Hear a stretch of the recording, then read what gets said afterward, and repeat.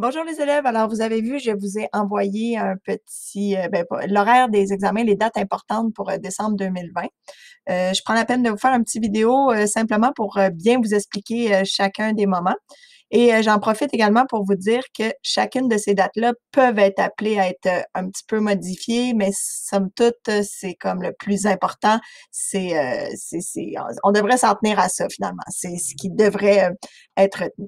Donc, si je regarde l'horaire des examens date importante décembre 2020, semaine du 30 novembre. Alors, la semaine prochaine, mardi le 1er décembre, on va faire une activité de préparation à la communication orale. Ta participation va être vraiment importante et va être considérée pour ton évaluation plus tard. Ce qu'on va faire, dans le fond, c'est que je vais vous expliquer quelle activité de communication orale on fera plus tard, la semaine prochaine. Tu as aussi mardi, tel que convenu, un examen d'univers social. Tu dois étudier ce qui a été fait jusqu'à présent. Il y a aussi un examen DCR mardi. Donc, mardi, ça semble être une grosse journée, mais c'est parce qu'il y a beaucoup de choses. Mais dans le fond, la préparation à la communication orale, on fait juste se préparer, on s'entraîne. Univers social, là, vraiment, il y a de l'étude. Et ECR, ben là, il n'y a pas de préparation, tout se fait en classe. Mercredi, on va faire un examen de lecture pour vérifier si tu sais bien appliquer les stratégies que je t'ai montrées jusqu'à présent. Et vendredi 4 décembre, c'est la journée pédagogique.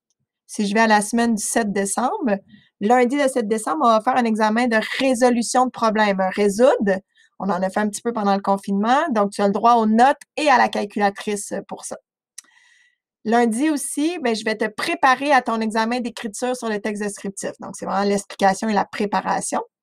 Et également, lundi, ce sera la présentation orale en sous-groupe. Vous allez voir, il n'y a pas de stress à avoir là-dessus parce que ça se fait vraiment en sous-groupe, en petits groupes et tu vas t'avoir préparé la semaine précédente.